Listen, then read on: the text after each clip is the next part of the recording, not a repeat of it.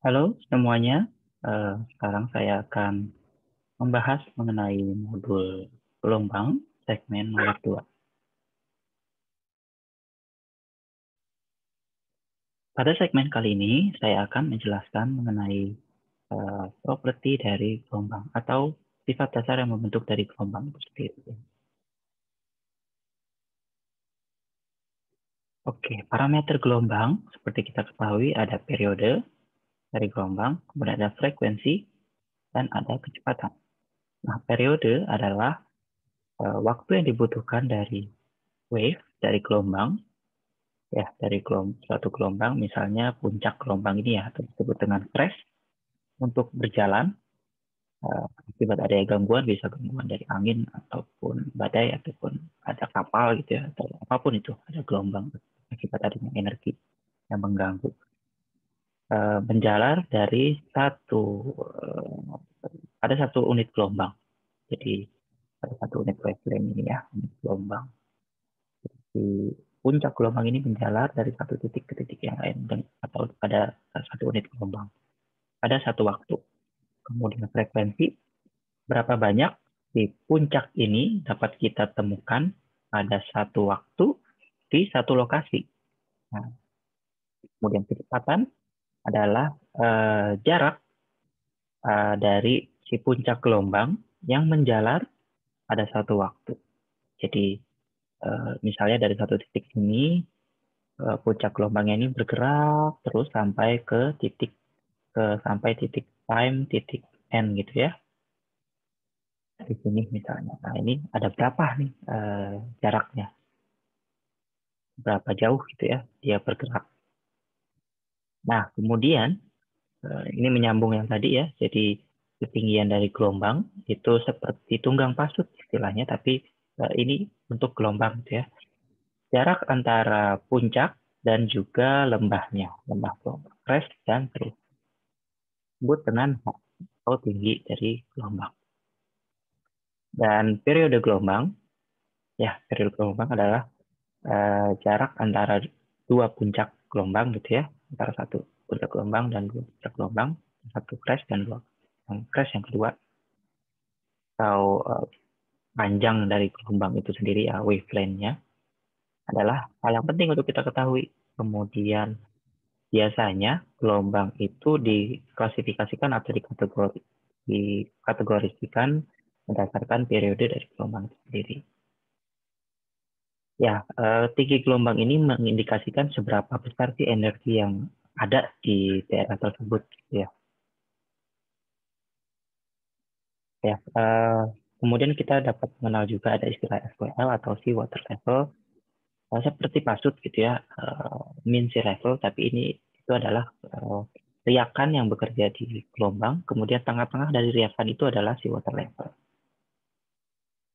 Nah, kira-kira spektrum dari gelombang ada bermacam-macam yang diakibatkan oleh gangguan suatu energi atau gaya tertentu, misalnya dari angin ataupun dari badai ataupun dari gempa bumi atau pergerakan lempeng dan macam-macam ya. Dan ketinggian gelombangnya juga kita lihat bermacam-macam akibat adanya energi tertentu yang mengganggu di muka laut itu. Ada swell itu ya, kita kenal dari gelombang yang menjalar, itu bisa kalau di laut lepas itu bisa sangat tinggi sekali ketinggiannya.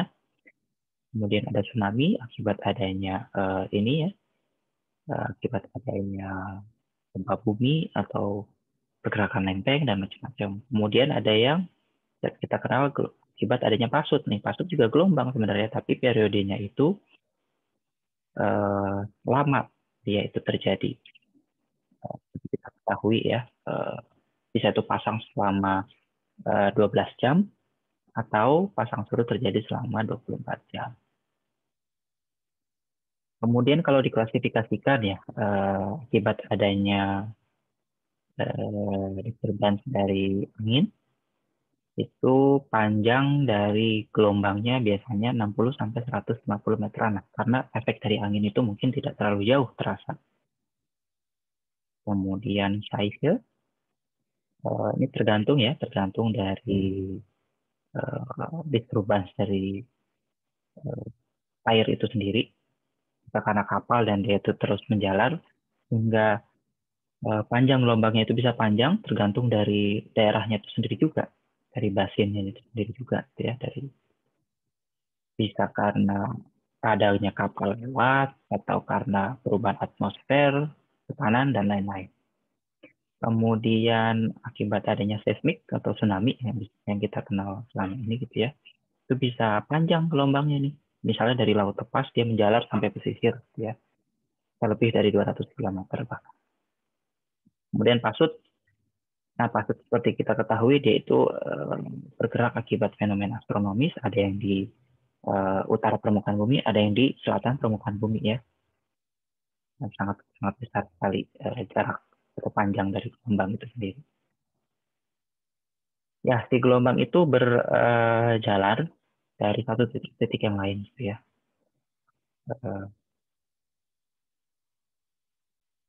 ya seperti kita ketahui bahwa gelombang itu menjalarkan, menggeser gitu ya, menggeser energi, bukan massa air.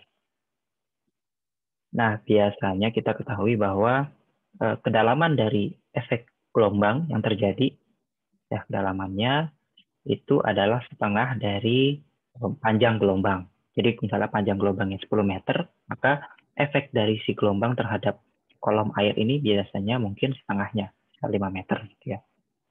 Di kedalaman 6 sampai 10 meter sudah tidak terasa lagi gelombang. Nah, ini kira-kira pergerakan dari gelombang nih. Yang dapat kita lihat bahwa si water molecules atau molekul dari air itu bergerak ya dari satu titik ke titik yang lain.